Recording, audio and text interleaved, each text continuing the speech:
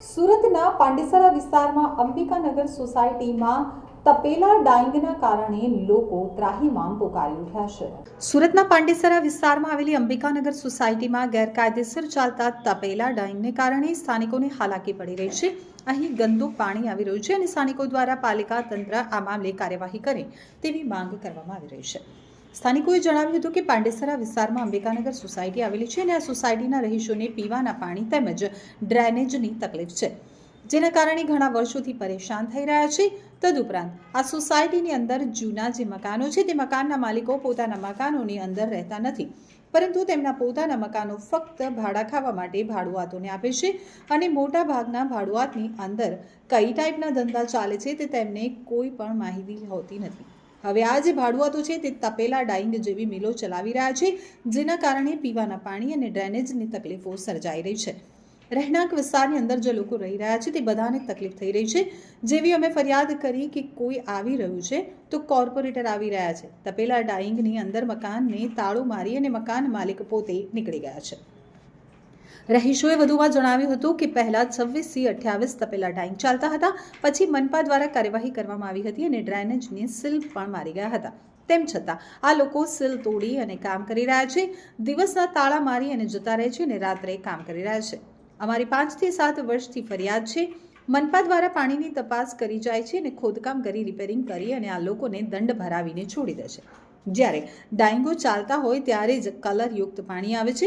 અમારી તો એક જ રજૂઆત છે કે સોસાયટીની અંદર તમામ તપેલા ડાઈંગ બંધ થવા જોઈએ। અમે એસએમસી પાસે એક જ આશા રાખીએ છીએ કે સોસાયટીમાં તમામ તપેલા ડાઈંગ બંધ કરાવે। બધી જગ્યામાં તપેલા ઓનલાઈન આ લોકો છે ને મીડિયાવાળાને બોલાવીને મને પણ બોલાવ્યું છે, ના છૂટકે મારે પણ આવું પણ મેં વારંવાર રજૂઆત પણ કરી છે આપને કે આ લોકો સતત ચાલુ જ રાખે છે। 298, 299, 271, 297, ખાલી 97 આ 238 ઓકે, પણ આ સખત પગલાં લો બધા સામનાવાળાના જે તે સંદેશવાળા પણ આવેલા છે। ઓકે, મારું નામ જનકભાઈ છે। જનકભાઈ, કઈ સોસાયટી છે, કઈ રીતનો વિરોધ છે, શું થયું છે? આ સોસાયટીનું નામ છે અંબિકાનગર અને આ સોસાયટીના રહીશો જે પાણીના પીવાના પાણીની અને ડ્રેનેજની જે તકલીફ છે એના કારણે ઘણા વર્ષોથી પરેશાન થઈ રહ્યા છે। તદુપરાંત આ સોસાયટીની અંદર જૂના જે મકાનો છે એ મકાનના માલિકો એ પોતાના મકાનોની અંદર રહેતા નથી, પણ એમના પોતાના મકાનો ફક્ત ભાડા ખાવા માટે ભાડુઆતોને આપે છે અને ભાડુઆતોને આપ્યા પછી મોટે ભાગે એ ભાડુઆતની અંદર કઈ ટાઈપના ધંધા ચાલે છે એમને કોઈ નિસ્બત નથી, લેવા દેવા નથી। હવે આ જે ભાડુઆત છે એ લોકો તપેલા ડાઈંગ અને જેવી મિલો ચલાવી રહ્યા છે અને જેના કારણે પીવાના પાણી અને ડ્રેનેજની તકલીફો સર્જાઈ રહી છે અને રહેણાંક વિસ્તારની અંદર જે લોકો રહી રહ્યા છે એ બધાને આ તકલીફ થઈ રહી છે। હવે આ જે મકાન માલિક છે, હવે આ મકાન માલિકની અંદર એક ખાસ કિસ્સો એવો છે કે જે મકાન માલિક પોતે જ ભૂતપૂર્વ સોસાયટી પ્રમુખ રહી ચૂકેલા છે અને એનું મકાન છે અને એના મકાનની અંદર પણ આ ગેરરીતે કાર્યવાહી થઈ રહી છે અને તપેલા ડાઈંગ ચાલી રહી છે।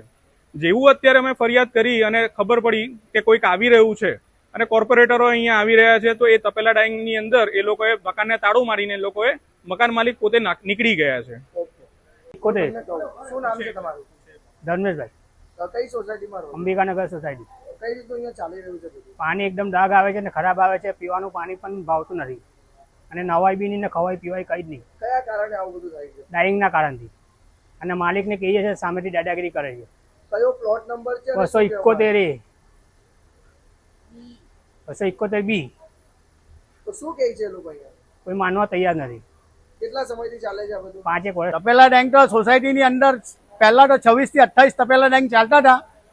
પછી અમે કમ્પ્લેન આપ્યા, પછી એસએમસી તરફથી કાર્યવાહી કરવામાં આવી અને એ કાર્યવાહીની અંદર એ લોકો ડ્રેનેજની સીલ પણ મારી ગયા અને તે છતાં પણ આ લોકો સીલ તોડીને રાત્રે એ લોકો કામ કરી રહેલા છે। દિવસના તાળામાં ચાલ્યા જાય અને રાત્રે એ લોકો કામ કરી રહેલા છે।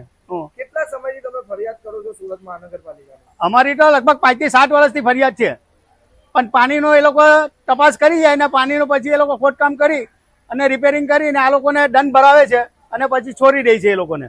આ તમારા હાથમાં જે બોટલ છે તે તમે પાણી ક્યારે સેમ્પલ લીધું? આ ગઈકાલે સાંજે 5 વાગ્યા પછીનું પાણીનું સેમ્પલ છે। આ રીતના જ પાણી આવે છે? અમુક ટાઈમે આવે, અમુક ટાઈમે ચોખ્ખું આવે। જ્યારે આ ડાંગો ચાલતા હોય ને ત્યારે જ આ કલરયુક્ત પાણી આવે છે। તો હવે શું કાર્યવાહી કરવાની માંગ છે તમારી? અમારી તો એક જ રજૂઆત છે કે સોસાયટીની અંદર તમામ તપેલા ડાંગો બંધ થવા જોઈએ. એસએમસી તરફ અમે એસએમસી પર એક જ આશા રાખીએ છીએ, સોસાયટીમાં તમામ તપેલા ડાંગ બંધ થઈ જવા જોઈએ.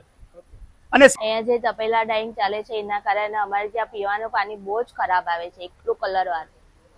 એની સાથે એટલું ગંદુ પાણી આવે કે બદબુ આવે છે અને કલર આવે છે આનાથી ડાર્ક કલર આવે, એવો ડાર્ક કલર આવે છે. તો શું આને લઈને ફરિયાદ કરી છે? અમે સોસાયટીમાં જે પ્રમુખ છે, ઉપપ્રમુખ છે, એમને ફરિયાદ કરેલી છે. હવે એ લોકો કહે છે કે અમે બધી એની કાર્યવાહી કરીએ છીએ. કેટલા વર્ષથી ચાલી રહ્યું છે? 4-5 વર્ષથી ઉપર ચાલે છે અહીંયા. તો શું માંગ છે સરકાર પાસે? આ બધું બંધ થવું છે? હા, બંધ થવું જ જોઈએ, કારણ કે આ આપના શરીરની સાથે ચેડા થાય છે. પાણી એટલું ખરાબ આવે છે ને, કેવા જઈએ તો દાદાગીરી કરે.